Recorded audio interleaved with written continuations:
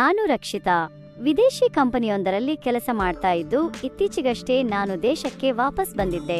ವಿದೇಶದಲ್ಲಿ ಹಾಗಾಗಿ ಇದ್ದ ನಾನು ಇಲ್ಲಿ ಬಂದಾಗ ನಡೆದ ಒಂದು ಘಟನೆಯನ್ನ ನಿಮಗೆ ಹೇಳ್ತೀನಿ.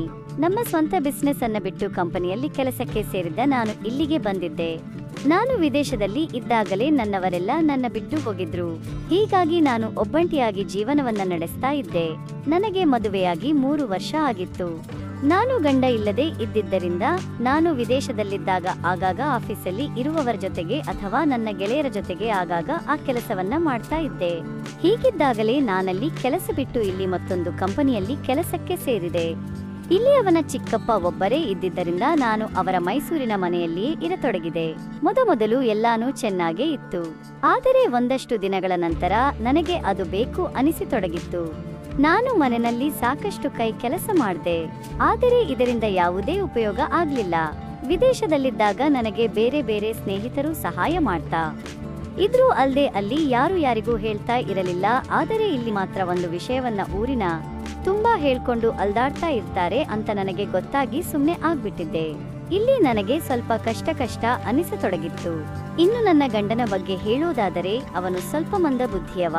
ಓದಿನಲ್ಲಿ ಚೆನ್ನಾಗಿದ್ರೂ ಸಹಿತ ಮನೆ ಕಡೆಗೆ ಅವನ ಗಮನ ಬಹಳ ಕಡಿಮೆ ಇತ್ತು. ಅವನಿಗೆ ನಾನೇ ಸಾಕಷ್ಟು ಬಾರಿ ಬುದ್ಧಿಯನ್ನ ಹೇಳಿದ್ರೂ ಸಹಿತ ಅದು ಉಪಯೋಗಕ್ಕೆ ಬರಲಿಲ್ಲ. ಆ ವಿಷಯದಲ್ಲಿ ಸ್ವಲ್ಪ ಮಾತ್ರ ಅಷ್ಟಕ್ಕಷ್ಟೇ. ಅವನು ಯಾವಾಗಲೂ ಬಿಸ್ನೆಸ್ ಮೇಲೆ ಜಾಸ್ತಿ ಗಮನ ಕೊಡ್ತಾ ಇದ್ದ.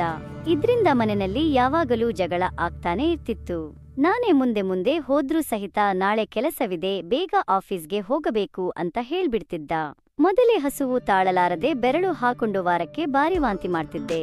ನಾನು ಇದ್ರಿಂದ ಬೇಸತ್ತಿದ್ದೆ. ನನ್ನ ಹಸವನ್ನ ನೀಗಿಸವರು ಯಾರೂ ಇಲ್ವಾ ಅಂತ ಕಾಯ್ತಾ ಇದ್ದಾಗಲೇ ನಾನು ಇಲ್ಲಿ ಕೆಲಸ ಹಿಡಿದು ಇಲ್ಲಿಗೆ ಬಂದಿದ್ದೆ. ಚಿಕ್ಕಪ್ಪನ ಗಮನ ಮತ್ತು ನನ್ನ ಅರಿವು ಹೀಗಿದ್ದಾಗಲೇ ನಾನಿಲ್ಲಿಗೆ ಬಂದಾಗಿನಿಂದ ನನ್ನ ಗಂಡನ ಚಿಕ್ಕಪ್ಪ ನನ್ನನ್ನ ಗಮನಿಸತೊಡಗಿದ್ರು. ಅವರು ನನ್ನನ್ನ ನೋಡೋದು ಗೊತ್ತಿದ್ರೂ ಸಹಿತ ಮನೆಯಲ್ಲಿ ಚಹಾ ಕೊಡೋದಕ್ಕೆ ನಾನೇ ಹೋಗ್ತಿದ್ದೆ. ಟಿವಿ ಜೊತೆಗೆ ಸೌಂದರ್ಯವನ್ನು ನೋಡಿ ಅವರು ಟೀ ಕುಡಿತಾ ಕೂರ್ತಿದ್ರು. ಇನ್ನು ಕೇವಲ ಒಮ್ಮೆ ಅವರು ಟಿವಿ ನೋಡುವಾಗಲೇ ಕಸಗುಡಿಸ್ತಾ ಮುಂದೆ ಹೋಗ್ತಿದ್ದೆ. ಅವರದನ್ನ ಹೊರಗಣ್ಣಿನಿಂದ ನನ್ನದನ್ನ ಗಮನಿಸ್ತಾ ಇದ್ರು. ಮೊದಲೇ ವಿದೇಶದಲ್ಲಿ ಇದ್ದ ನನಗೆ ಇದನ್ನೆಲ್ಲವನ್ನ ತಿಳಿಯೋದಕ್ಕೆ ಸಾಕಷ್ಟು ಸಮಯ ಏನೂ ಬೇಕಾಗಿರಲಿಲ್ಲ. ಬಂದ 3 ತಿಂಗಳಲ್ಲೇ ಎಲ್ಲವನ್ನ ನಾನು ತಿಳ್ಕೊಂಡು ಬಿಟ್ಟಿದ್ದೆ. ನಾನು ಕೂಡ ಎಲ್ಲದಕ್ಕೂ ಸಮಯ ಕೂಡಿ ಬರಲಿ ಅಂತ ಕಾಯ್ತಾ ಇದ್ದೆ. ಹೀಗೆ 1 ವರ್ಷ ಕಳೆದು ಹೋಗಿತ್ತು. ನನಗೆ ಬಹಳ ಚಿಂತೆ ಆಗ್ಬಿಟ್ಟಿತ್ತು. ಹೊರಗೆ ಎಲ್ಲಿನೂ ಹೇಳುವಂತೆನೇ ಇರಲಿಲ್ಲ. ಇನ್ನು 1 ವರ್ಷದಿಂದ ಆ ಕೆಲಸವನ್ನು ಮಾಡಿಲ್ದೆ ಇದ್ದಿದ್ದರಿಂದ ಇವಾಗ ನಾನೇ ಒಂದು ಹೆಜ್ಜೆ ಮುಂದೆ ಇಟ್ಟು ಬಿಟ್ಟಿದ್ದೆ. ಸಂಭಾಷಣೆ ಮತ್ತು ಒಂಟಿತನ. ಒಂದು ದಿನ ಮಧ್ಯಾಹ್ನ ನಾನು ಹೊರಗಡೆ ನನ್ನ ಕೆಲಸವನ್ನ ಮುಗಿಸಿಕೊಂಡು ಮನೆಗೆ ಬಂದಾಗ ಅವರು ಟಿವಿ ನೋಡ್ತಾ ಕೂತ್ಕೊಂಡಿದ್ರು. ನಾನು ಅದನ್ನ ನೋಡಿ ಸುಮ್ನೆ ಇದ್ದೆ. ಅವರು ಕೂಡ ಸುಮ್ಮನೆ ಹಾಗೆ ಕೂತ್ಕೊಂಡಿದ್ರು. ಆಗ ಅವರು ಊಟ ಮಾಡಿದ್ಯಾ ಅಂತ ಕೇಳಿದಾಗ ನಾನು ಆಗಿದೆ, ನೀವು ಊಟ ಮಾಡಿದ್ರಾ ಅಂತ ಕೇಳಿದೆ. ಆಗ ಸರಿ ಆಗಿದೆ ಅಂತ ಹೇಳಿದ್ರು.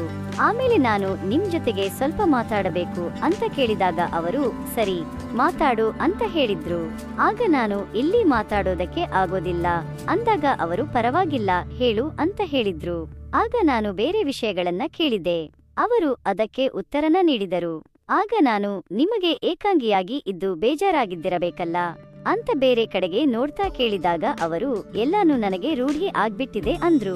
ಆಗ ಅವರು ಸರಿ ನನ್ನ ವಿಷಯ ಬಿಡು, ನಿನ್ನ ಗಂಡ ಕೂಡ ಇಲ್ಲ, ನೀನೇನ್ ಮಾಡ್ತೀಯಾ ಅಂತ ಕೇಳಿದಾಗ ನಾನು ಇತ್ತೀಚೆಗೆ ಮಾತ್ರ ಯಾಕೋ ಹಸುವು ಜಾಸ್ತಿ ಆಗ್ತಾ ಇದೆ. 1 ವರ್ಷ ಆಗ್ತಾ ಬಂತು. ಏನ್ ಮಾಡಬೇಕು ಅಂತಾನೆ ಗೊತ್ತಾಗ್ತಾ ಇಲ್ಲ. ಕೆಲವೊಮ್ಮೆ ಜೀವನವೇ ಬೇಜಾರ ಆಗಿಬಿಡುತ್ತೆ ಅಂತ ಹೇಳಿದಾಗ ಅವರು ಹೌದು, ನಂಗೂ ಕೂಡ ಹಾಗೆ ಅನ್ಸುತ್ತೆ. ಮೊದಲು ನನಗೂ ಇದ್ರು, ಇವಾಗ ನಾನು ಒಬ್ಬಂಟಿಯಾಗಿದ್ಬಿಟ್ಟಿದ್ದೀನಿ ಅಂತ ನನ್ನ ಕಡೆಗೆ ನೋಡಿ ಹೇಳಿದ್ರು. ನನಗೆ ಎಲ್ಲಾನು ಅವರ ಮಾತುಗಳು ನಿಧಾನವಾಗಿ ಅರ್ಥ ಆಗ್ತಾ ಇತ್ತು.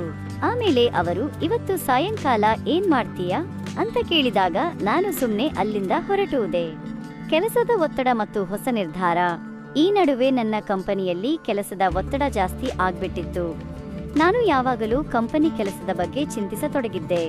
ಯಾಕಂದ್ರೆ ನನ್ನ ಮ್ಯಾನೇಜರ್ ನನಗೆ ಹೆಚ್ಚಿಗೆ ಕೆಲಸವನ್ನ ಹೇಳ್ತಿದ್ದ. ಅಲ್ದೆ ನಾನು ನನ್ನ ಕೆಲಸಗಳಿಗೆ ರಜೆ ಕೇಳಿದಾಗ ಕೊಡ್ತಾನೆ ಇರಲಿಲ್ಲ. ಅವನು ಬೇರೆ ಉದ್ದೇಶದಿಂದ ಹಾಗೆ ಮಾಡ್ತಿದ್ದಾನೆ ಅಂತ ನನಗೆ ಗೊತ್ತಾಗಿ ಬಿಟ್ಟಿತ್ತು. ಹೀಗಾಗಿ ಅವನು ಎಷ್ಟೇ ತೊಂದರೆ ಕೊಟ್ಟರೂ ನಾನು ಸುಮ್ಮನೆ ಇರ್ತಿದ್ದೆ. ಇದರ ಜೊತೆಗೆ ಬೇರೆ ಕಂಪನಿಯಲ್ಲಿ ಕೂಡ ಕೆಲಸವನ್ನ ಹುಡುಕ್ತಾ ಇದ್ದೆ. ಹೀಗೆ ಒಂದು ದಿನ ನಾನು ಸಾಯಂಕಾಲ ಮನೆಗೆ ಬಂದು ಅವರಿಗೆ ಚಹಾ ಮಾಡಿಕೊಂಡು ಬಂದಾಗ ಇಬ್ಬರು ಟೀ ಕುಡಿತಾ ಟಿವಿ ನೋಡ್ತಾ ಕೂತಿದ್ವಿ. ಆಗ ಟಿವಿಯಲ್ಲಿ ಮಳೆಯಲ್ಲಿ ಡ್ಯಾನ್ಸ್ ಮಾಡುವ ಹಳೆಯ ಹಿಂದಿ ಹಾಡು ಬರ್ತಾ ಇತ್ತು.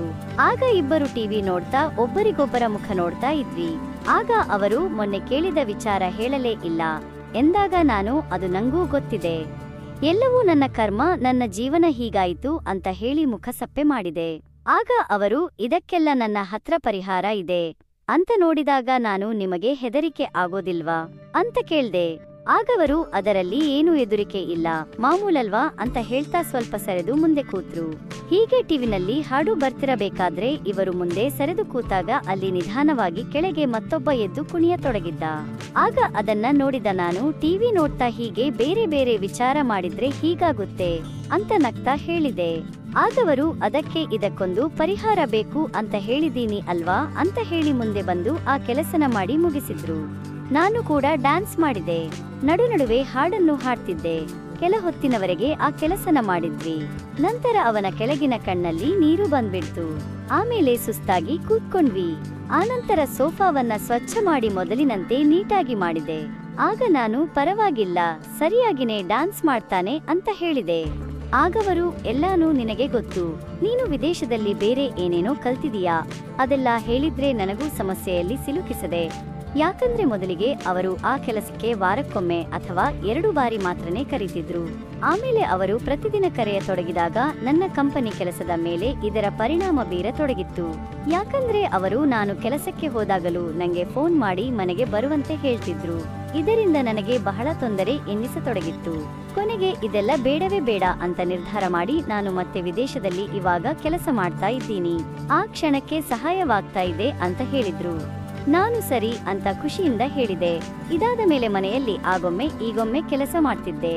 ಯಾಕಂದ್ರೆ ನಾನು ಉಳಿದ ಸಮಯದಲ್ಲಿ ಕಂಪನಿ ಕೆಲಸ ಇರ್ತಾ ಇತ್ತು. ಆದರೆ ಆ ದಿನ ನಡೆದ 1 ವರ್ಷದ ನಂತರದ ಕೆಲಸ ಮಾಡಿದ ನನಗೆ ಬಹಳಷ್ಟು ಸಂತೋಷವಾಗಿತ್ತು. ಅಲ್ದೆ ಇನ್ಮುಂದೆ ಪ್ರತಿದಿನ ಮನೆಯಲ್ಲಿಯೇ ಈ ಕೆಲಸ ಮಾಡಬಹುದು, ನಾನು ಎಲ್ಲಿಯೂ ಹೊರಗೆ ಹೋಗಬೇಕಾಗಿದ್ದಿಲ್ಲ. ಆದರೆ ಕೆಲ ದಿನಗಳಲ್ಲಿ ನಾನು ಒಂದು ತುಂಬಾ ವಿಚಿತ್ರವಾದ ಮಾಡಿದ ತಪ್ಪಿನಿಂದ ನಾನು ತೊಂದರೆಗೆ ಸಿಲುಕಿದ್ದೆ. ಆದರೆ ಯಾವುದೇ ನಿರ್ಧಾರ ತೆಗೆದುಕೊಳ್ಳುವ ಮುಂಚೆ ಹಲವಾರು ಬಾರಿ ಯೋಚಿಸಬೇಕು ಎಂದು ನನಗೆ ಆಮೇಲೆ ಗೊತ್ತಾಯಿತು. ಹಾಗಾಗಿ ಒಮ್ಮೆ ಏನಾದರೂ ನಿರ್ಧಾರ ಮಾಡುವ ಮುಂಚೆ ಚೆನ್ನಾಗಿ ಯೋಚಿಸಿ.